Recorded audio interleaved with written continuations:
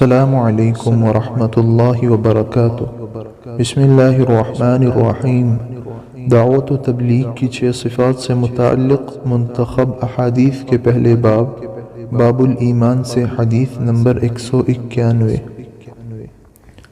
حضرت فضالہ بن عبید رضی اللہ عنہ روایت کرتے ہیں کہ نبی کریم صلی اللہ علیہ وسلم نے ارشاد فرمایا، مجاہد وہ ہے جو اپنے نفس سے جہاد کرے، یعنی نفسانی خواہشات کے خلاف چلنے کی کوشش کرے۔ رواہ ترمذی۔ حدیث نمبر 192۔ حضرت عتبہ بن عبد رضی اللہ عنہ روایت کرتے ہیں کہ رسول اللہ صلی اللہ علیہ وسلم نے ارشاد فرمایا، اگر کوئی شخص اپنی پیدائش کے دن سے موت کے دن تک اللہ تعالیٰ کو راضی کرنے کے لیے منہ کے بل سجدے میں پڑا رہے تو قیامت کے دن وہ اپنے اس عمل کو بھی کم سمجھے گا۔ رواہ مسند احمد و طبرانی۔ حدیث نمبر 193۔ حضرت عبداللہ بن عمرو رضی اللہ عنہما فرماتے ہیں کہ میں نے رسول اللہ صلی اللہ علیہ وسلم کو یہ ارشاد فرماتے ہوئے سنا، جس شخص میں 2 عادتیں ہوں اللہ تعالیٰ اس کو شاکرین اور صابرین کی جماعت میں شمار کرتے ہیں، اور جس میں یہ 2 عادتیں نہ پائی جائیں تو اللہ تعالیٰ اس کو شکر اور صبر کرنے والوں میں نہیں لکھتے۔ جو شخص دین میں اپنے سے بہتر کو دیکھے اور اس کی پیروی کرے، اور جو دنیا کے بارے میں اپنے سے کم درجے کے لوگوں کو دیکھے اور اس پر اللہ کا شکر ادا کرے کہ اللہ تعالیٰ نے محض اپنے فضل و کرم سے اس کو ان لوگوں سے بہتر حالت میں رکھا ہے، تو اللہ تعالیٰ اس کو شکر اور صبر کرنے والوں میں لکھ دیتے ہیں۔ اور جو شخص دین کے بارے میں اپنے سے کم تر لوگوں کو دیکھے اور دنیا کے بارے میں اپنے سے اونچے لوگوں کو دیکھے اور دنیا کے کم ملنے پر افسوس کرے تو اللہ تعالیٰ نہ اس کو صبر کرنے والوں میں شمار فرمائیں گے اور نہ شکر گزاروں میں شمار فرمائیں گے۔ رواہ ترمذی۔ حدیث نمبر 194۔ حضرت ابو ہریرہ رضی اللہ عنہ فرماتے ہیں کہ رسول اللہ صلی اللہ علیہ وسلم نے ارشاد فرمایا، دنیا مومن کے لیے قید خانہ اور کافر کے لیے جنت ہے۔ رواہ مسلم۔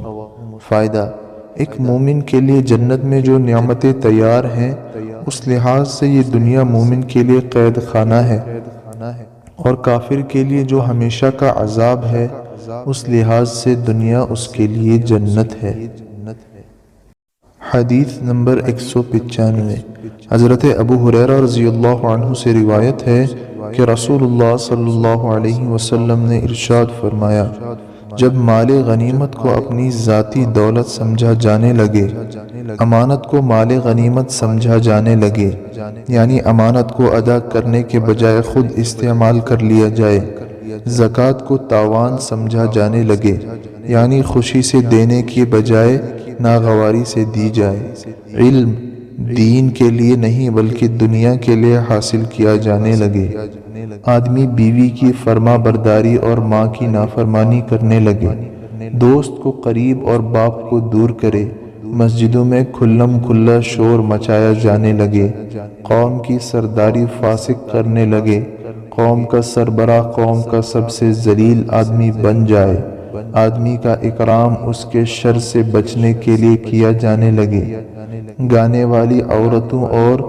ساز و باجے کا رواج ہو جائے، شراب عام پی جانے لگے، اور امت کے بعد والے لوگ اپنے سے پہلے لوگوں کو برا کہنے لگیں، اس وقت سرخ آندھی، زلزلے، زمین کے دھس جانے، آدمیوں کی صورت بگڑ جانے اور آسمان سے پتھروں کے برسنے کا انتظار کرنا چاہیے، اور ایسے ہی مسلسل آفات کے آنے کا انتظار کرو جس طرح کسی ہار کا دھاگا ٹوٹ جائے اور اس کے موتی پے در پہ جلدی جلدی گرنے لگیں۔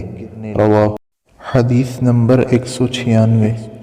حضرت عقبہ بن عامر رضی اللہ عنہ روایت کرتے ہیں کہ رسول اللہ صلی اللہ علیہ وسلم نے ارشاد فرمایا، جو شخص گناہ کرتا ہے پھر نیک اعمال کرتا رہتا ہے، اس کی مثال اس شخص کی سی ہے جس پر ایک تنگ زرہ ہو جس نے اس کا گلا گھونٹ رکھا ہو، پھر وہ کوئی نیکی کرے جس کی وجہ سے اس زرہ کی ایک کڑی کھل جائے، پھر دوسرا کوئی نیک عمل کرے جس کی وجہ سے دوسری کڑی کھل جائے، اسی طرح نیکیاں کرتا رہے اور کڑیاں کھلتی رہیں یہاں تک کہ پوری زرہ کھل کر زمین پر آ پڑے۔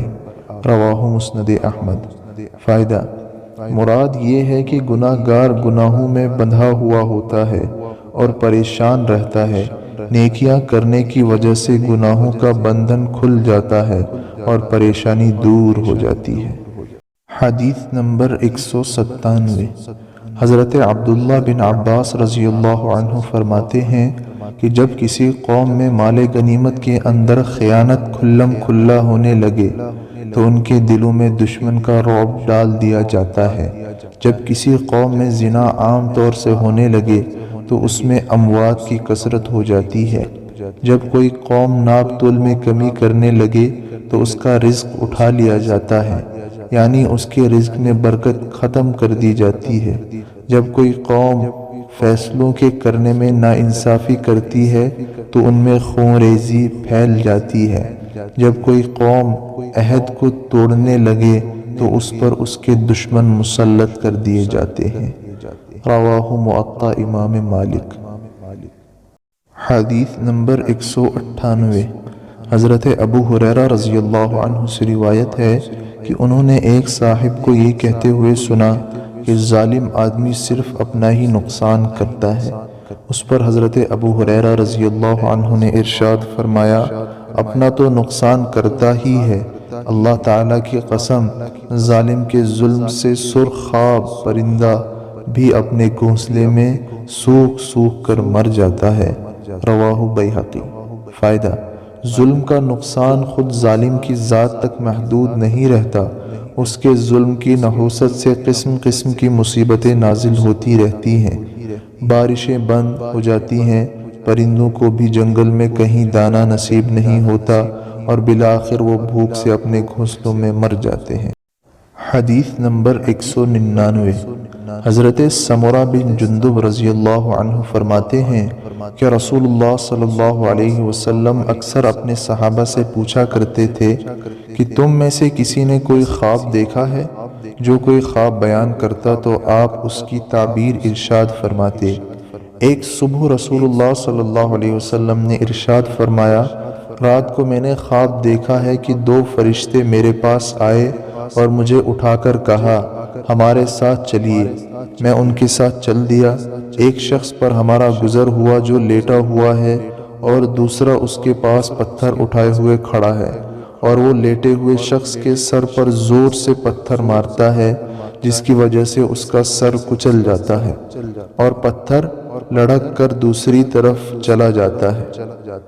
یہ جا کر پتھر اٹھا کر لاتا ہے، اس کے واپس آنے سے پہلے اس کا سر بالکل صحیح جیسے پہلے تھا ویسا ہی ہو جاتا ہے۔ پھر یہ اسی طرح پتھر مارتا ہے اور وہی کچھ ہوتا ہے جو پہلے ہوا تھا۔ میں نے ان دونوں سے تعجب سے کہا، سبحان اللہ، یہ دونوں شخص کون ہیں اور یہ کیا معاملہ ہو رہا ہے؟ انہوں نے کہا، چلیے آگے چلیے۔ ہم آگے چلے، ہمارا گزر ایک شخص پر ہوا جو چت لیٹا ہوا ہے اور ایک شخص اس کے پاس زنبور، لوہے کی کیلیں نکالنے والا آلہ لیے کھڑا ہے، جو لیٹے ہوئے شخص کے چہرے کے ایک جانب آ کر اس کا جبڑا، نتنا اور آنکھ گدی تک چیرتا چلا جاتا ہے، پھر دوسری جانب بھی اسی طرح کرتا ہے۔ ابھی یہ دوسری جانب سے فارغ نہیں ہوا ہوتا ہے کہ پہلی جانب بالکل اچھی ہو جاتی ہے۔ وہ اسی طرح کرتا رہتا ہے۔ میں نے ان دونوں سے کہا، سبحان اللہ، یہ دونوں کون ہیں؟ انہوں نے کہا، چلیے آگے چلیے۔ ہم آگے چلے، ایک تنور کے پاس پہنچے جس میں بڑا شور و غل ہو رہا تھا۔ ہم نے اس میں جھانک کر دیکھا تو اس میں بہت سے مرد اور عورت ننگے ہیں۔ ان کے نیچے سے آگ کا ایک شعلہ آتا ہے، جب وہ ان کو اپنی لپیٹ میں لیتا ہے تو وہ چیخنے لگتے ہیں۔ میں نے ان دونوں سے پوچھا، یہ کون لوگ ہیں؟ انہوں نے کہا، چلیے آگے چلیے۔ ہم آگے چلے، ایک نہر پر پہنچے جو خون کی طرح سرخ تھی، اور اس میں ایک شخص تیر رہا تھا، اور نہر کے کنارے دوسرا شخص تھا جس نے بہت سے پتھر جمع کر رکھے تھے۔ جب تیرنے والا شخص تیرتے ہوئے اس شخص کے پاس آتا ہے جس نے پتھر جمع کیے ہوئے ہیں تو یہ شخص اپنا منہ کھول دیتا ہے تو کنارے والا شخص اس کے منہ میں پتھر ڈال دیتا ہے، جس کی وجہ سے وہ دور چلا جاتا ہے، اور پھر تیر کر واپس اسی شخص کے پاس آتا ہے۔ جب بھی یہ شخص تیرتے ہوئے کنارے والے شخص کے پاس آتا ہے تو اپنا منہ کھول دیتا ہے اور کنارے والا شخص اس کے منہ میں پتھر ڈال دیتا ہے۔ میں نے ان دونوں سے پوچھا یہ دونوں شخص کون ہیں؟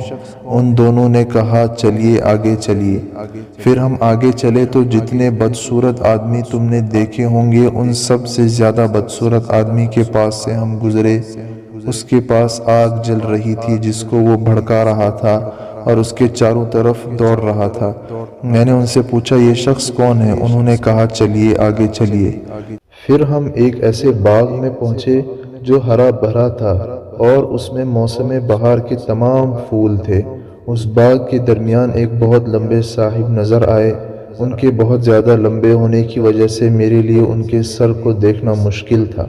ان کے چاروں طرف بہت سارے بچے تھے، اتنے زیادہ بچے میں نے کبھی نہیں دیکھے۔